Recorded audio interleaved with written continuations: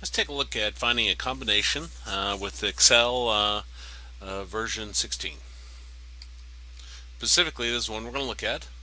So out of 8, we're going to pick 3, and it's combination. So I'll go to my function, and probably not under statistical, maybe. Okay. I think it's under math. There it is. And we got combination.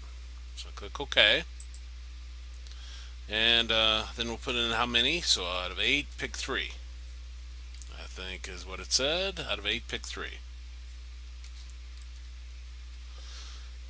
Okay, so then I'll click OK. It builds the formula for me. Equals combin, beginning parentheses 8 comma 3, closing parentheses.